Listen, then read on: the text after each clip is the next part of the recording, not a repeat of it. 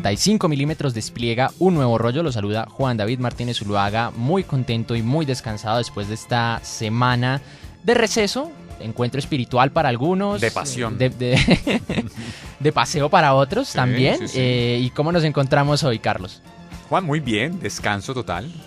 Mi plan de Semana Santa es dormir, ver series, ver cine. Si es posible, leer algunos cómics, algunas cosas de trabajo mínimas, pero es descanso. Sí, no entrar en armonía con uno mismo. Sí, recuperar energías para volver a seguir. Sí. No hay nada como un sueño reconfortante de 12 horas o no tener que madrugar. Yo siempre he pensado que madrugar nos hace más violentos de lo que ya somos. Sí, eso sí es cierto. Entonces eso es importante. Yo siempre he pensado que madrugar es un asunto premoderno. Demasiado. Sí. En las sociedades modernas uno debería despertarse cuando el cuerpo lo diga, hermano. Es cierto.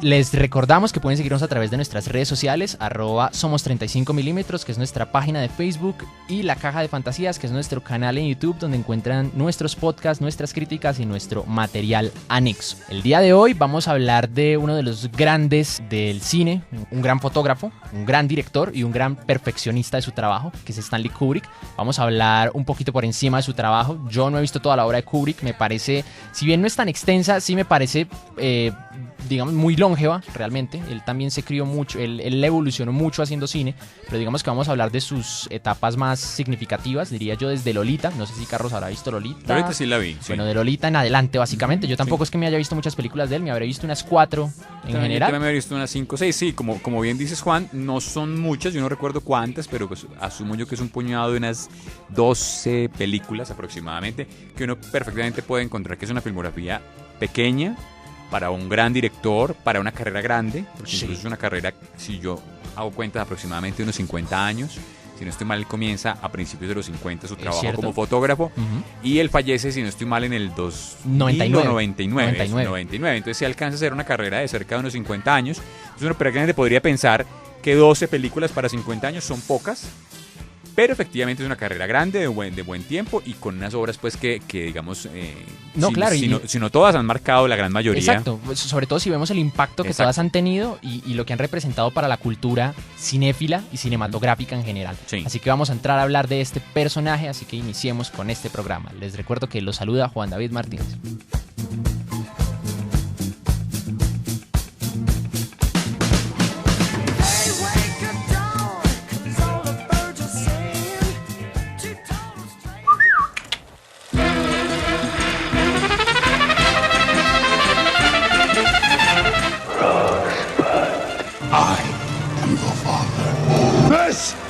Sparta! You shall not pass! Expecto Patronum! You're gonna need a bigger boat. Bond. James Bond. English, motherfucker! Do you speak it? ¡Tú eres un juguete! 35 milímetros.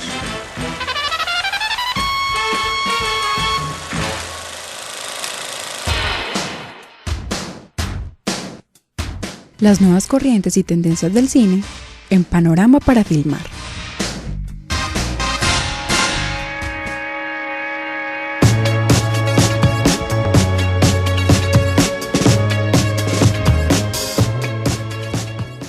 Antes de entrar en materia, yo quisiera hablar de un tema que desde hace muchísimo tiempo hemos tenido en el tintero, pero que nunca hemos querido desarrollar, sobre todo en esta sección de debate, en el que nos planteamos cómo está funcionando el cine hoy en día, y tiene que ver con la publicidad que se hace de las películas que van a salir. Sabemos que la publicidad siempre ha ido muy amalgamada con el proceso cinematográfico. Obviamente estas películas se hacen para vender y hay toda una lógica de mercadeo detrás de ellas. Yo quisiera que ahondáramos precisamente en ese proceso que ha habido, no tanto de la publicidad en películas, no es tanto eso, que eso ya lo hemos tratado en otros capítulos, sino de hablar de qué tan bueno, qué tan malo es ese exceso de publicidad que estamos viendo últimamente.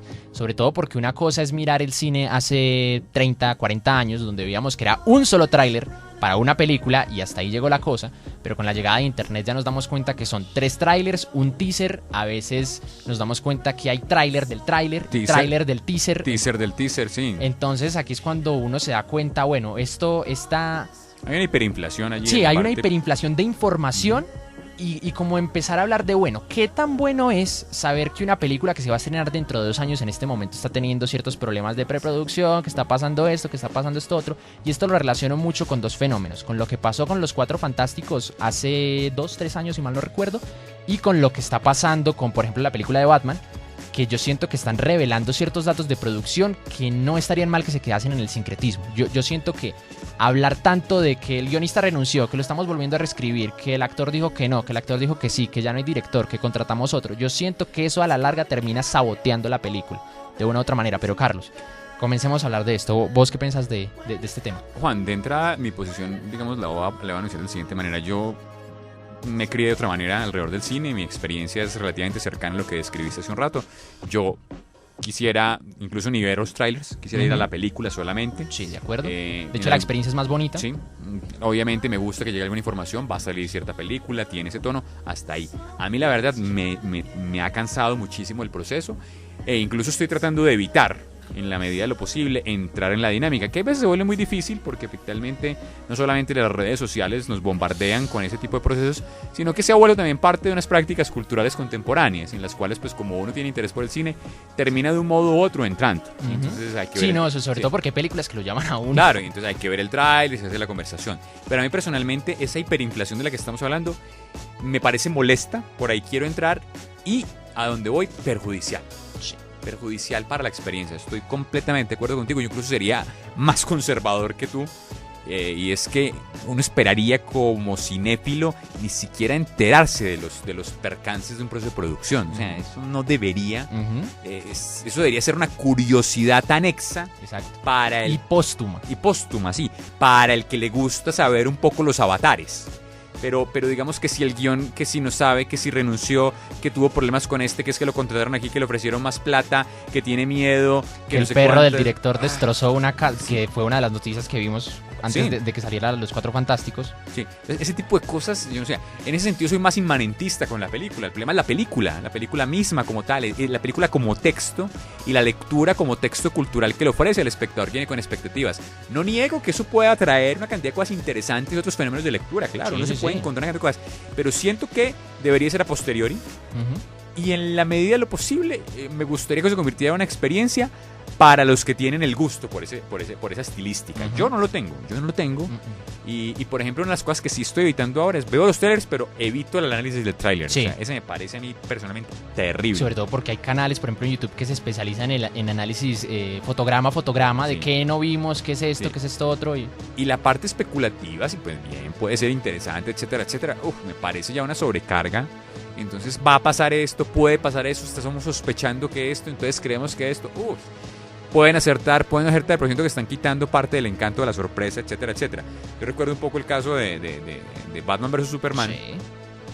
Y con toda esta estrategia publicitaria de anunciar, etcétera, etcétera, de crear finalmente nichos de mercado. Recuerdo que lo leí en alguna parte, se alcanzó a liberar cerca de 15 minutos de metraje de la película. Entonces, bueno, dice, no, venga, un tráiler que te liberaba a ti 1 minuto y medio, 2 minutos, pasar a 15 minutos de tráiler liberado entre teasers, trailers, entrevistas y avances, no sé, a mí me satura. Y de hecho hay casos peores. Primero que nada quisiera hacer la salvedad, o sea, no estamos hablando que una película no tiene que estar libre de problemas dentro de la producción, eso es normal. No, eso es diferente. Y grandes clásicos del cine han estado plagados de problemas y de inclemencias en su realización. Esa es la dinámica de la producción. Lo que estamos hablando es que estos problemas no deberían develarse antes de tiempo, porque hasta cierto punto siento que predisponen a la crítica y predisponen al público sobre el producto que van a ver. Y al mismo tiempo le quita cierto encanto a lo que uno va a ver, porque yo creo que hasta la espera se vuelve demasiado cansina. Batman contra Superman se anunció 2 años antes de que saliera. Se anunció que la primera escena que se estaba grabando es un partido entre Ciudad Gótica y Metrópolis, y es un partido que para colmo de males ni siquiera vimos, ni siquiera en la versión extendida. Entonces, que se menciona, pero pero no lo vemos. Pero de todas maneras, ¿qué? Entonces, ese tipo de cosas yo siento que realmente sabotean el producto antes de salir. Y además, poniendo un caso que me parece todavía más garrafal, es el caso de Sony. Sony no sabe administrar bien la publicidad que tiene con sus películas, retornando al caso de The Amazing Spider-Man 2 del 2014, donde revelaron cerca de 40-30 spots de televisión y, según me cuentan fuentes, se reveló cerca de 1 hora y 10 de película antes de que saliera. Eso es absurdo. Eso es absurdo, sobre todo si la película dura 2 horas. No sé si seremos muy puristas. Aquí yo quiero como llamar la atención, pues, de que de que quizás esto esté hablando de un cambio en la experiencia de la cinematografía, por lo menos del acto visivo, una lógica fragmentada, hipermedializada, no sé, de pronto nos va a salir alguien con una historia de esas de que estamos excesivamente conservadores y que ya ha cambiado el asunto. Pero de todas maneras lo que sí quiero es que por lo menos digamos nosotros sí sentimos, creo que yo Juan estamos interesados en eso, es que se está perjudicando cierta lógica, y no es por ser conservadores, somos abiertos a otras dinámicas, pero cierta lógica de la unidad orgánica de la película que se está perdiendo. No, y de la experiencia que es ir a ver la película, digámoslo, y llenarse de sorpresas, porque ¿cuál es la cosa? O sea, puede que ustedes digan, no, pero es que las escenas que filtran están inconexas, no importa, porque uno desde el tráiler se dibujan ciertas líneas narrativas y digamos uno que ya tiene cierto buen ojo para ciertas cosas, uno ya sabe que a partir de cierta escena ya le están uno develando el proceder de otras películas. Me pasó, por ejemplo, con Zootopia, que pues la película me llamaba mucho la atención. Me puse a ver escenas no filtradas, sino clips que habían como a modo de sneak peek. Un vistazo anticipado. Exacto, un vistazo anticipado. Y claro, a partir de ciertas escenas ya dice uno, bueno, esto seguramente conecta con esto otro. Y precisamente, entonces ya mirar uno cómo va la trama de la película y ver hasta cómo se pueden llegar a solucionar ciertos conflictos, yo creo que eso está matando la experiencia.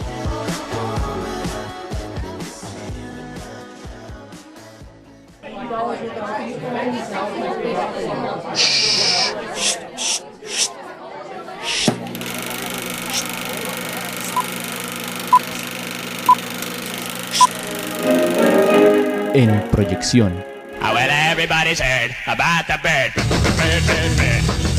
Y listo, ya en nuestro tema principal hoy vamos a hablar de Stanley Kubrick. Con esa introducción que hicimos originalmente, yo quisiera partir comentando que Stanley Kubrick era periodista, si mal no recuerdo, y fue fotógrafo.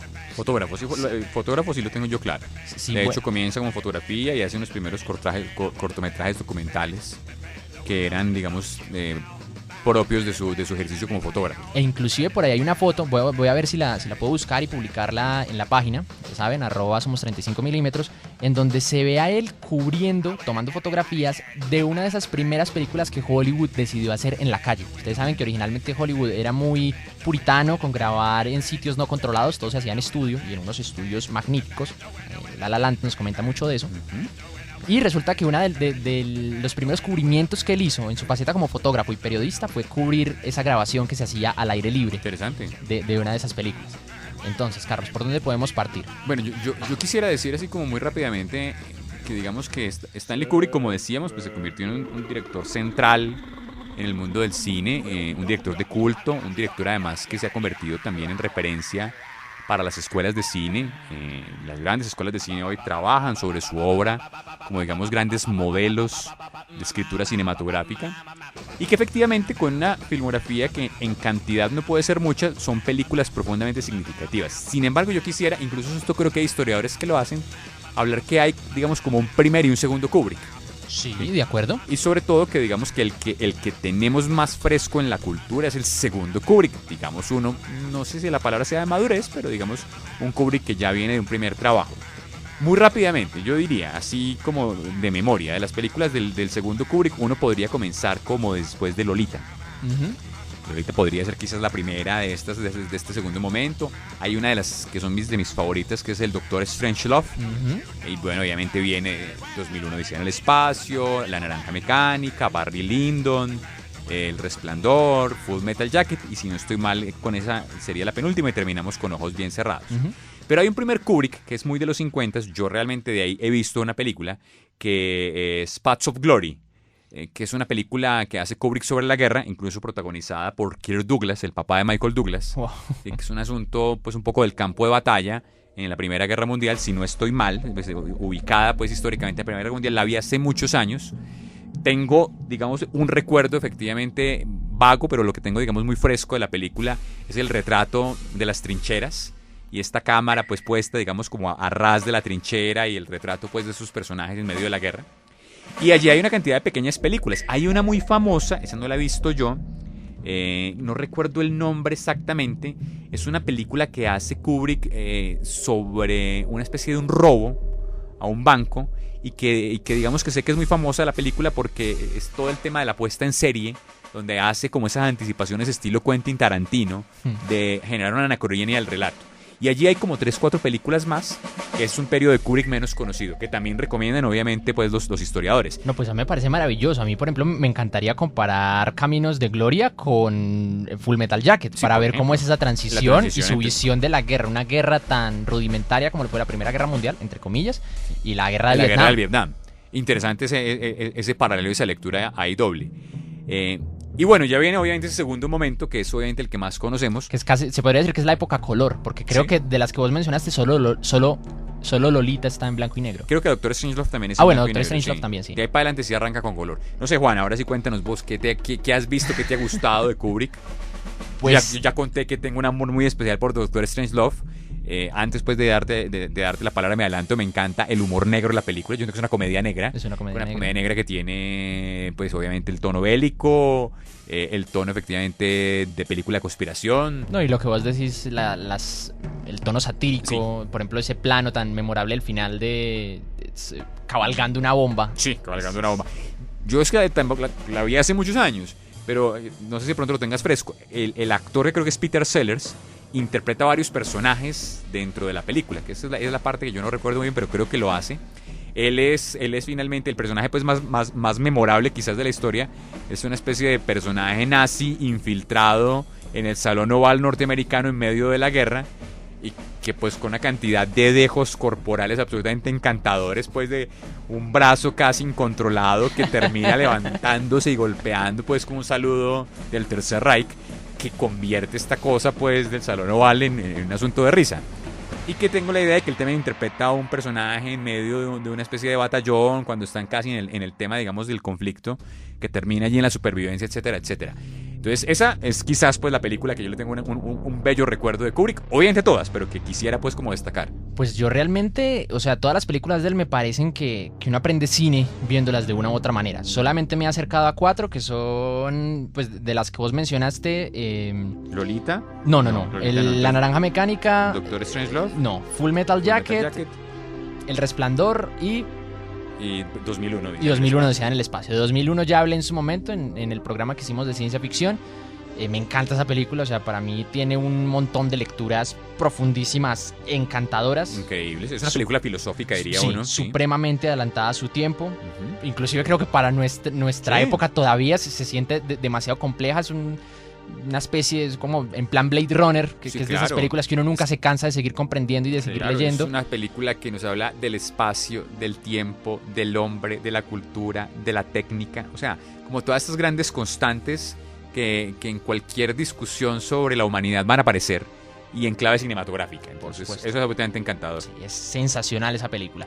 Y ya si pasamos a, digamos que otros puntos, obviamente Full Metal Jacket es una tesis sobre guerra y sobre la alienación y sobre el pensamiento o la lavada de cerebro que se le hace a las personas que entran a la guerra. Sí, eso me parece Sobre genial. cómo se les quita su individualidad y cómo los mandan a la guerra a sencillamente ser bestias y destrozar lo que haya en su camino. Yo me sumaría ahí Juan acaba de hacer una descripción que me parece perfecta. O sea, yo creo que capta la finura de la película, y es quitar la humanidad del personaje, y es quitarle a los reclutas su humanidad. O sea, yo creo que eso no lo ha retratado a nadie en el cine como Stanley Kubrick. Y que además sumaría eso a una cosa que acabas de decir, y es volverlos bestias, volverlos máquinas de guerra. Sí, claro, la frase de nacido para matar, O sea, que de hecho esa fue una de las traducciones de la película. De la película, ¿sí? creo que la latina, sí. Creo que la argentina, no sé. Es una de esas, sí. Pero sí, me parece clarísimo. Volverlos O sea, máquinas ahí de está. guerra, exacto. Eso es de quitarle la humanidad, de convertirlos en máquinas para matar. Que entre otras, si no estoy mal, recuérdame si me equivoco, el personaje que es como el hilo conductor, Joker, es un poco como... Vincent D'Onofrio. No, pero Vincent D'Onofrio es el personaje que... O sea, ese es el actor. Ese es el actor. Ese es el actor que interpretó a Joker. A Gomer Pyle, no. D'Onofrio hace de Gomer Pyle. D'Onofrio es el actor. Ah, sí. Lo estaba confundiendo con el chico que se mete en el baño y que no soporta esta presión. Sí, pero se termina volando la cabeza. Ese es D'Onofrio. Ese es D'Onofrio, que ese es Gomer Pyle, si no estoy mal. Sí. Joker es el que termina haciendo periodismo en el campo de batalla, y que tiene un casco que, si no estoy mal, dice Born to Kill. Y que además tiene... que hay un diálogo muy bello, que ahora tiene el Born to Kill, tiene pegado un signo de la paz. Y como que algún comandante en un momento le dice, venga, ¿qué es este sinsentido? ¿Usted se está burlando de qué? Sí. De la guerra, que revela esa cosa maquínica que hay detrás allí. No sé, yo No, sé. y de por sí hay cierto juego de dualidad. O sea, ver cómo la película termina con ellos después de haber destrozado una ciudad, después de haber matado a un francotirador que les dañó a la mitad del convoy, y verlos cómo marchan entre las cenizas, entre el fuego, cantando una copla de Mickey Mouse. O sea, Ay, dice claro, uno. esa O sea, escena, es un choque que el- nos habla sobre El club de Mickey Mouse, una sí, cosa así. claro, sí, sobre la crudeza, pero sobre el hecho que no dejan de ser hasta cierto punto, pues no voy a decir que niños, porque niños no son, No, niños pero no no dejan son, de sí. ser jóvenes. Sí. Y jóvenes que tenían ideales, que los abrazó la cultura popular, pero que luego, yo diría, los vomitó por completo. Sí, excelente, Y excelente es, comentario. o sea, es una dualidad que me parece cínica, realmente, Sí, en sí, muchos sentidos. Ya de ahí en adelante, pues obviamente está La Naranja Mecánica, que Sí. es de esas películas que fuertísimas para su época y que hoy en día ¿Todavía? todavía me parecen fuertes. Sí, fuerte, completamente. Yo creo que eso habla mucho de la calidad de Kubrick como cineasta y, Sí. y es que sus películas, no tanto, yo creo que la discusión de si una película envejece o no la podemos abordar en otro momento, Sí. pero me refiero a que a pesar de que murió hace tanto y de que sus películas fueron filmadas hace tanto, todavía siguen teniendo cierta vigencia. Sí, sí, sí, y son sí. películas que se podrían acomodar perfectamente al día de hoy. Ya puede que no esté la guerra de Vietnam, pero yo qué sé, hay Claro, otro claro, tipo de claro. guerras en otro tipo de lugares. Y Bueno. lo mismo con el tema de la ultraviolencia que Sí. tratamos aquí con Alex, Drugo. Claro, me gusta la lectura, Es- Juan, porque claro, es lo que estamos diciendo un poco y el comentario que intentábamos hacer ahorita de 2001, es que sus temas son temas universales. O sea, si bien obviamente, como cualquier arte, Ujú. tiene una situación concreta, pero lo que hay detrás es una especie como de alegoría de problemas mucho más grandes. Entonces por eso siento que son películas que, como bien dices, no envejecen fácil, o sea, que tienen vigencia, logran como eso. Y claro, y en ese tema yo pienso que una película como 2001, ese creo todavía, como La Naranja Mecánica, que se le coloca a nuevas generaciones y logra un impacto, si no similar al de la época, con una cercanía muy similar. Por supuesto, y sobre todo porque, o sea, las escenas son violentas con ganas, y porque hay una construcción del personaje donde uno se siente gustoso de ver lo malévolo que es y lo maquiavélico que puede llegar a ser también. Inclusive esa fue mi sorpresa cuando me vi la película. Curiosamente, mi acercamiento con esta película fue verla muy de noche en canales como TCM o ese tipo de canales. Luego ya la compré en DVD y la pude ver completa. Se podría decir que la película tiene dos partes, la parte de Alex, digamos que desatado, Sí. y otra parte cuando está en su proceso de reinserción a la sociedad, que de hecho eso habla la película de cómo Una técnica- criminales una nos podemos técnica volver a de- incluir sí. a la sociedad. Es una hipótesis, es ciencia ficción, entre otras pues, o sea, de eso no debe caber duda, es una película de ciencia ficción. Ujú. Sí, sí, Porque total. sí, porque están aplicando una técnica conductual, Método Ludovico. sí, el método Ludovico, y es cómo generarle un comportamiento a una persona a partir, en este caso, de un tipo de manejo del cuerpo que es dado por imágenes, etcétera, etcétera. Esa es la hipótesis de cómo reinsertar. Entonces, claro, como lo dice Juan, es un tema finalmente de volver a controlar esas personalidades para que se Y les esas genere pulsiones. eso, se les genere como un equilibrio. Eso, perfecto, las pulsiones, porque es el tema de la violencia y del sexo y cómo normalizarlos supuestamente para volverlos a integrar. Y claro, y yo creo que ahí radica todo ese periplo y toda esa tesis, porque lo peor es que a la larga, y yo creo que ese es el mensaje del libro, no sé si ustedes sepan, pero al final Stanley Kubrick no adaptó todo el libro. De hecho, a él le comentaron que porque no había adaptado el capítulo final y su pregunta fue, ¿había capítulo final? Porque del libro en el que se basó no tenía el capítulo final, era una versión incompleta. Entonces ese último capítulo nunca lo adaptó. Pero yo siento que la película es perfecta tal cual y está. Porque es que al final vemos y queda la duda, ¿Alex cambió o no? Y yo diría más bien no. Sí, sí, O no. sea, ese mal que está ahí sigue Sí, latente. latente, sí. Que puede que no despierte y que esté subyugado, pero ahí está y ahí Sí. radica. Y de hecho me gustó mucho porque obviamente uno sabe que él está haciendo cosas malas y son cosas perversas. Pero llegado a cierto punto, cuando vuelven y lo dejan suelto otra vez en la sociedad, que ven cómo esos males que él en su momento hizo contra las otras personas se le empiezan a devolver casi como un juego kármico. Sí. Y empiezan a golpear contra él. Uno Sí. dice, pero por Dios, ¿y ahora qué le va a pasar a este pobre personaje? Yo sé que es malo, pero es sí, que es sí, demasiado carismático y demasiado sí. Claro, agradable. hay una empatía ahí con el personaje, una identificación que uno termina por ponerse de su lado. Yo no sé, Juan, yo pues digamos quisiera como hacer un comentario y que me ayudes como en eso, pues destacar elementos, digamos, un poco del estilo de Kubrick. Por supuesto. Pues hay un tema que es el tema de la geometría. Sí.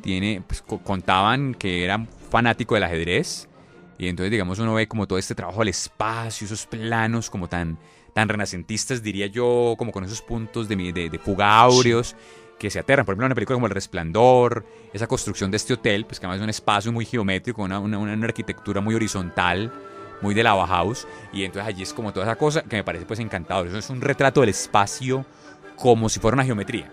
Total. Y cómo ese espacio a la larga se come a los personajes Sí. y se lo come uno también como espectador. Claro. Porque lo que más le rescato al Resplandor no es de mis películas favoritas de él, pero lo que más le valoro es esa atmósfera que construye. Y desde la música y Sí. desde la propia puesta en escena, que sí se siente uno que la casa de por sí tiene cierto mímesis con el laberinto que tiene afuera. Exacto, eso es como una especie de espejo de ese laberinto. Entonces me gusta muchísimo. Pues 2001, Dice en el espacio, eso es un encanto, ese retrato del espacio exterior y el espacio interior. Porque fíjate que todo el tiempo nos están contando este viaje en el espacio, pero en el medio del encierro de una navecita, pues que mi sensación es de que eso es una especie de pequeña tumba digital, tecnológica, y cómo construye una cantidad de espacios geométricos. Te recuerdas de los personajes que hacen como ese ejercicio, una especie Constante. de rompiendo la gravedad. Entonces es un retrato del espacio permanente en La Naranja Mecánica, y ese espacio urbano que es obviamente como una especie como de vanguardia arquitectónica, es un espacio ya más liberado, libertino. Entonces yo siento que este hombre, eso, su cámara, pues lo cuentan los historiadores de las grandes estilográficas del cine. Recuerdo, yo no soy muy conocedor de esto, pero sé que él le gustaba experimentar con tecnologías para generar, por ejemplo, movilidad de la cámara. Por supuesto que sí. Que se ve en el tema del Resplandor, en el laberinto, esa cámara que sigue al personaje del niño tratando de escapar del padre. No, y porque tiene el ojo de un fotógrafo. Eso. Que eso me parece que es una habilidad grandísima que solo se adquiere con la experiencia y que obviamente, como vos decís, les llevó a experimentar. La escena donde Alex de La Naranja Mecánica decide suicidarse y saltar, lo que hizo Kubrick fue: tiremos esta cámara de acá del segundo piso a ver qué pasa y a ver cómo queda el plano. Con tan buena suerte de que la cámara no se rompió.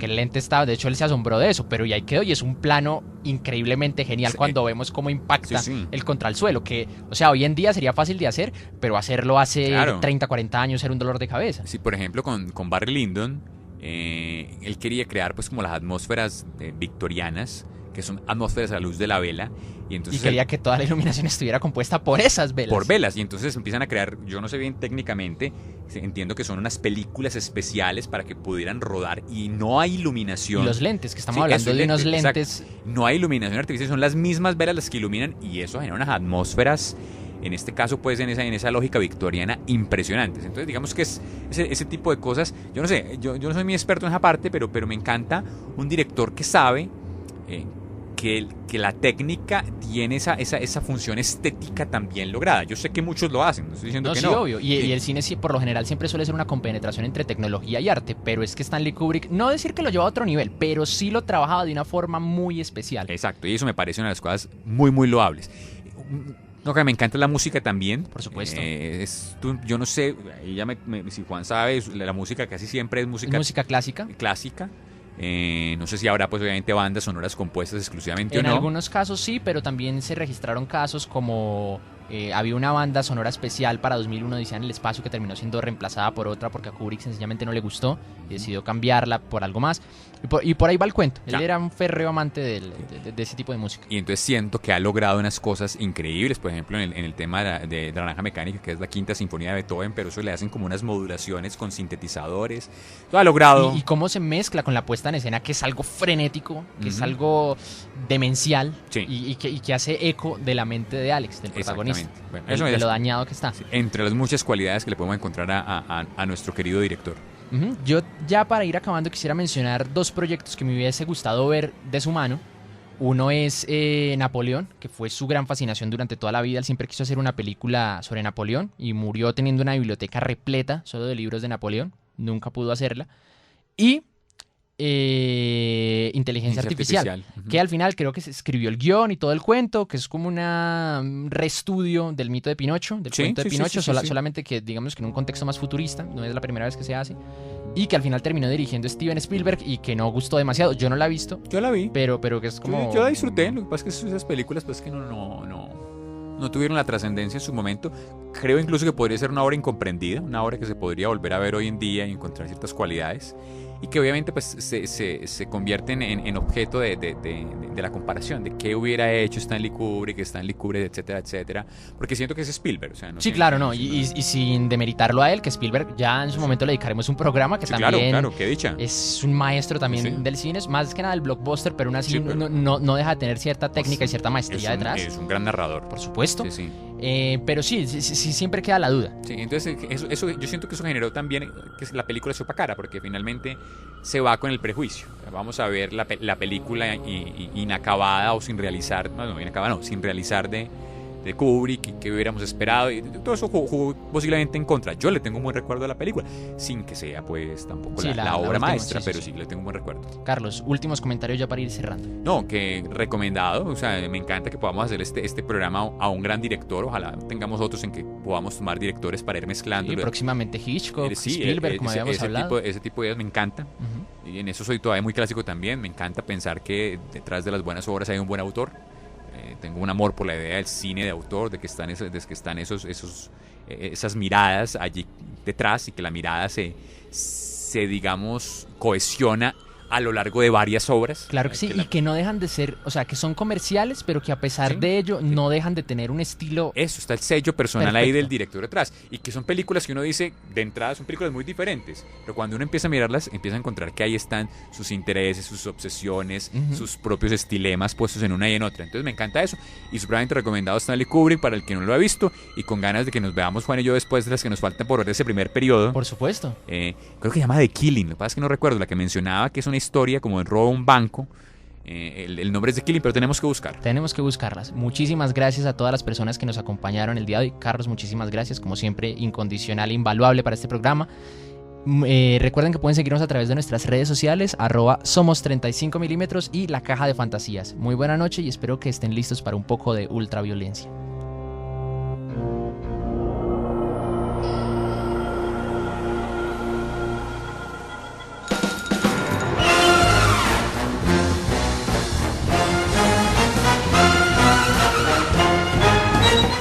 Acabas de escuchar 35 milímetros, una idea original de Carlos Fernando Alvarado y Juan David Martínez.